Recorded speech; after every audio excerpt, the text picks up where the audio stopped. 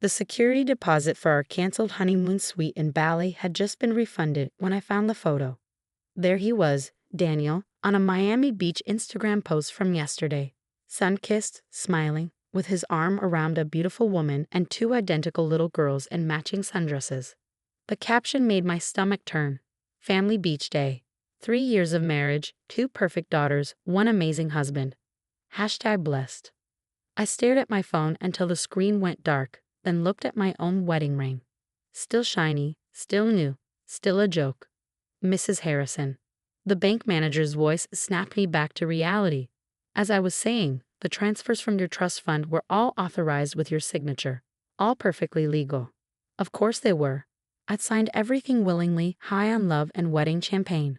$2 million transferred to our joint investment account the morning after the wedding. The same morning Daniel kissed me goodbye, said he needed to grab coffee, and vanished. And there's no way to trace where the money went. The manager's sympathetic look said it all. The funds were moved through several offshore accounts within hours of the transfer. I'm sorry. I wasn't the only one looking for Daniel. His parents, Richard and Diana Harrison, Boston's elite philanthropist couple, had hired private investigators, or so they claimed. Sweetheart, Diana's voice dripped concern through my phone later that day. Daniel just needs time. The wedding was overwhelming. He's always been sensitive. I watched the Instagram video again. Daniel didn't look overwhelmed as he built sandcastles with his daughters. He looked practiced. Comfortable, like a man who'd been playing this role for years. Diana, I kept my voice steady. When did Daniel last live in Miami? A pause. Too long. Miami? Never, darling. He's always been in Boston. Another lie. I'd spent 2 weeks tracking his digital breadcrumbs. Daniel Harrison had lived many lives in many cities, always with access to wealthy women's bank accounts. Really? Because I'm looking at his Miami Beach house right now. I pulled up the property records I found. Purchased 3 years ago. Joint ownership with Elena Montoya Harrison. The sharp intake of breath was all I needed to hear. They'd known. All along they'd known. Catherine dear, I can explain. Save it. I ended the call and opened my laptop where dozens of tabs told the story I pieced together. Daniel Harrison, or Daniel Cooper, or Daniel Wells. The names change, but the pattern stayed the same. Wealthy families, whirlwind romances, quick marriages, vanishing acts. He'd done this before, many times. But he'd slipped up this time. Getting sloppy, maybe, or overconfident. The Miami life seemed real, settled. Like maybe he finally found a con he wanted to stick with. My phone buzzed with a text from Richard Harrison. Please don't do anything rash. Come to the house. We need to talk. I looked at my wedding photo, taken just 16 days ago. Daniel's parents flanking us, all smiles and champagne toasts. All lies. The Harrison mansion looked exactly as it had on my wedding day, when we'd taken photos in the manicured gardens. Diana opened the door herself, pearls and perfect makeup in place. Catherine, please. How long have you known? I walked past her into their study, where Richard stood by the fireplace. About Elena? About the others? Richard's hands shook slightly as he poured himself a scotch. It's complicated. Try me. Daniel has difficulties. Diana perched on the edge of a leather chair. He needs help. We've tried. He's a con man. I cut her off. And you've been helping him. The silence confirmed it. How many? I demanded. How many women has he married? Stolen from? Richard sat heavily. You don't understand. His condition. His condition. I pulled out my phone, showing them the files I gathered. You mean his pattern of marrying wealthy women, draining their accounts and disappearing. That condition. Diana began to cry. Perfect, practiced tears. We just wanted to protect him. By letting him destroy lives. By watching him steal my trust fund. We'll pay you back, Richard said quickly. Every penny. Just don't go public. I laughed. You think this is about money? What do you want then? I showed them the Instagram post. I want you to explain to Elena and those little girls why you let your son build a life of lies. I want you to face every woman he's done this to. You can't prove anything, Richard's voice hardened. Actually, I can. I opened my briefcase. Before I was your son's mark, I was a financial crimes prosecutor. Did Daniel know that? Did you? The color drained from their faces. 8 women in 5 years, I continued. All with similar stories, all with evidence. And now, thanks to your family's stellar reputation, I have their attention. My phone buzzed, a message from Elena Montoya Harrison herself. Got your email. We need to talk. I showed them the message. Seems like your daughter-in-law is interested in comparing notes. Those children, Diana whispered. Our granddaughters. Who Daniel abandoned this morning, right after I sent Elena the proof. I stood up. He's running again. But this time we're ready. Richard reached for his phone. I'll call him. Don't bother. The FBI is tracking his phone. Turn on the news. On their massive TV, breaking news showed Daniel being escorted off a plane in Chicago. His next planned hunting ground, according to the ticket on his fake passport. You helped him hurt people, I said quietly. You covered for him, funded him, gave him credibility. And now you get to watch it all fall apart. Diana's tears had stopped. You'll destroy our family. No, I corrected her. Daniel destroyed families. I'm just making sure he can't do it again. My phone lit up with messages from the other women. Years of victims finally connecting, finally understanding they weren't alone. One last thing. I paused at the door. Elena's flying in tomorrow with the girls. She thinks they deserve to meet their grandparents, the real ones, not the ones who helped their father con and abandoned women across the country. I left them there, surrounded by their wealth and lies, and stepped into the summer evening. My wedding ring caught the light, and I finally slipped it off. Sometimes justice wears a designer dress and carries a trust fund. Sometimes the biggest cons aren't about money at all, but about the families who enable them. And sometimes they pick the wrong mark entirely. Elena Montoya Harrison was exactly what you'd expect from her Instagram aesthetic. Polished, poised, and absolutely furious. She sat across from me at my lawyer's office, her twins asleep in a double stroller beside her. 3 years, she said, turning her own wedding ring. 3 years of marriage, and I never knew he had 6 other wives before me. 7, counting you. 8, I corrected, sliding over a new file. Found another one this morning. Seattle, 2019. He was Daniel Peterson then. Elena's hands shook as she looked at the photos. The same smile. The same lines about family and forever. God, we were all so stupid. We weren't stupid. We were targeted. I showed her my research board, faces and timelines connected with red string. He studied us. Learned our weaknesses. Your art gallery, my trust fund, Sarah's inheritance in Seattle. And his parents helped? Elena's voice cracked. They came to our wedding. Held my daughters when they were born. They covered his tracks. Gave him legitimacy. The perfect Boston family backing up his stories. My phone buzzed, a text from the FBI agent handling the case. Harrison talking, wants a deal. Elena saw the message. What kind of deal could possibly make this right? The kind where he gives up everyone involved, including Daddy's offshore accounts that funded his cons. The conference room door opened and Sarah Chen from Seattle walked in. Another victim, another life disrupted. We'd been coordinating for days, building our case stronger. They've frozen the Chicago accounts, Sarah announced, sitting down. Found another $2 million there, probably from Catherine's trust fund. Elena studied Sarah's face. How long were you? 6 months, 2019. He was a tech entrepreneur then. Sarah laughed bitterly. Left me at our reception, said he needed air. Took $3 million from my family's company. My phone lit up again, a news alert. The Harrison parents were being questioned by federal authorities. Their perfect facade was cracking. The twins, Elena whispered, looking at her sleeping daughters. What do I tell them when they're older? The truth, I said firmly, that their father was a predator, but their mother was strong enough to protect them. Sarah opened her laptop, showing us surveillance photos. He had a pattern. Always the same type of woman, successful, independent, with access to family money. Always the same timing, disappeared within 24 hours of getting access to funds. Until Elena, I noted. He stayed with you. Built a life. Elena wiped away tears. Because I didn't give him access to my gallery's accounts.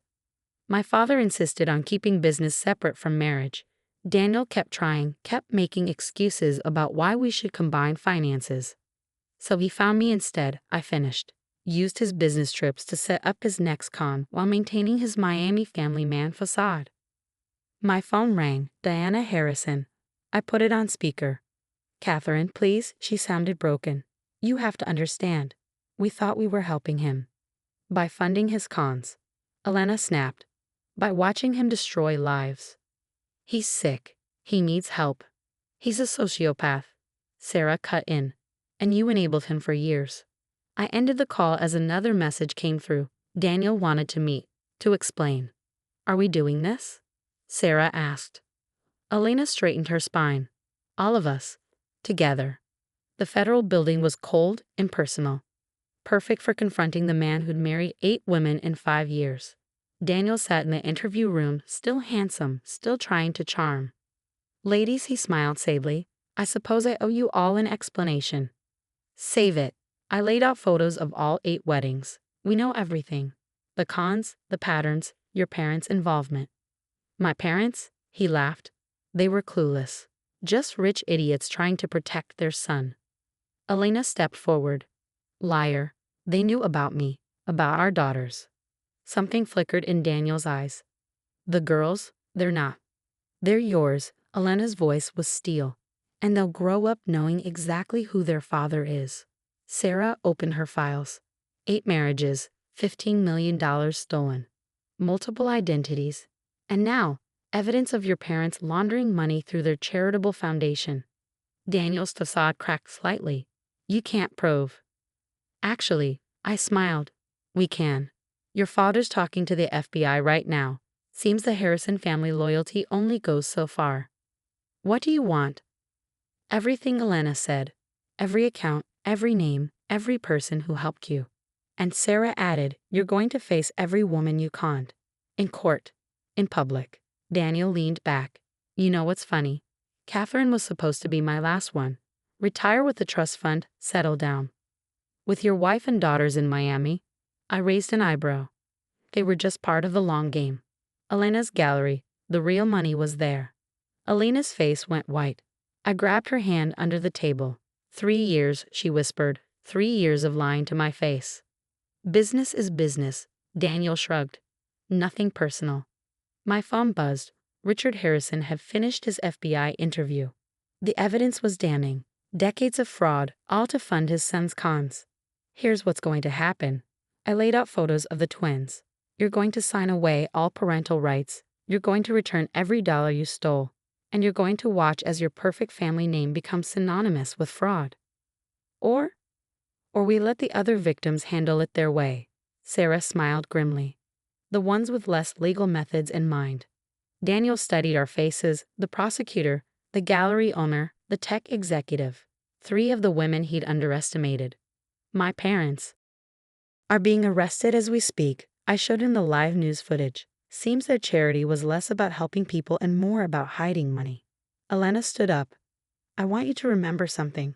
Every time you sit in your cell, every time you think about your daughters, you didn't just steal money. You stole years of our lives, memories, trust. And now, Daniel actually looked scared. Now he get to watch as we rebuild. Together. Stronger. Sarah gathered her files. Your victims aren't hiding anymore. We're not ashamed. We're angry. I left my wedding ring on the table. 8 wives, 8 stories, 1 really public trial. Outside, reporters waited. 8 women had become international news. The Black Widow wives, they called us. But we were done being victims. Ready? I asked Elena and Sarah. Elena adjusted her sleeping daughters in their stroller, ready to show them what strong women do when con men pick the wrong targets. Sarah linked arms with us, ready to take back our narratives. Together, we faced the cameras. Because sometimes justice comes from unexpected alliances. Sometimes healing comes from standing together. And sometimes, the perfect con falls apart because he forgot one simple rule. Never underestimate a woman scorned, especially not 8 of them. 6 months later, the courthouse steps were packed with reporters as the verdict came down. Daniel Harrison was sentenced to 25 years for fraud, money laundering, and multiple counts of grand theft. His parents received 15 years each for their role in the scheme. But the real story wasn't in the sentencing, it was in what came after. Elena's art gallery had become a sanctuary of sorts. Tonight, it showcased a special exhibition, Con of Love, 8 Brides Stories. Each of us contributed our narrative, turning pain into power. My wedding dress hummed like a ghost in one installation, trust fund statements shredded into a paper cascade around it. Sarah's section featured surveillance photos showing Daniel's different identities across cities. Elena's space was the most powerful, her twins' baby shoes next to their father's multiple wedding rings. The New York Times piece is out, Sarah announced, showing us her phone. They're calling us the Sisterhood of Survival. Elena adjusted one of her photographs. Any word from the other victims coming forward? 3 more confirmed. I checked my messages. Daniel was busy in Europe before he hit the US. Interpol's involved now. The gallery filled with supporters, journalists, and advocates for fraud victims. What had started as our personal justice had become a movement. Ladies, our lawyer called out. The Harrison estate settlement just came through. We gathered around her tablet. The numbers were staggering. Not just our stolen money returned, but the entire Harrison fortune, distributed among all victims. The foundation's legitimate charities will keep operating, she explained, but under new management, your management. Elena's eyes welled up. We can help other victims. Already are. Sarah pointed to a young woman entering the gallery. That's Jessica, Daniel's London wife from 2018. She's starting a support network. The exhibition had become more than art. It was a beacon for others who'd been conned, a way to say they weren't alone. My phone buzzed with a message from Daniel's cell block. I underestimated you. All of you. Still trying to have the last word, Elena read over my shoulder, her twins playing nearby with Sarah's daughter from her new marriage. Let him, I smiled. We've got better things to focus on. The Harrison Family Foundation had been renamed the Phoenix Fund, helping victims of romance fraud rebuild their lives. Sarah ran the tech side, tracking digital fraud patterns. Elena's gallery hosted support group meetings, and I had left prosecution to defend fraud victims full-time. Sometimes I wonder, Elena watched her daughters coloring in the corner. What will tell them when they're older about their father? We'll tell them about strength, Sarah said firmly, about women who turned victimhood into victory. And about family, I added, watching our growing circle of survivors connect across the gallery. The kind you choose, not the kind that cons you. My phone lit up with another alert. Daniel's parents had lost their final appeal. The Harrison empire was officially gone. But something better had risen from its ashes. 8 women who'd never meant to find each other had built something stronger than any con.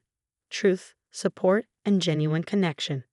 Next exhibit, Elena asked, already planning ahead. Hope, I decided. We show them hope. Because that's what we become, not just survivors or victims or ex-wives. We were proof that even the darkest cons couldn't break the human spirit, that women who were meant to be broken could become unbreakable together. The twins ran up, showing us their drawings, 8 stick figures holding hands in a circle. Family, reimagined through innocent eyes. Perfect, Elena hugged them close. That's exactly what we are. Outside the sunset on Boston's skyline. Somewhere in a prison cell, Daniel Harrison was beginning to understand what his greatest con had actually created. An unshakable sisterhood of the women he tried to destroy. But we weren't thinking about him anymore. We were too busy building something new, something real, something that no con man could ever take away. Because sometimes the happy ending isn't about romance at all. Sometimes it's about finding your true family in the aftermath of lies.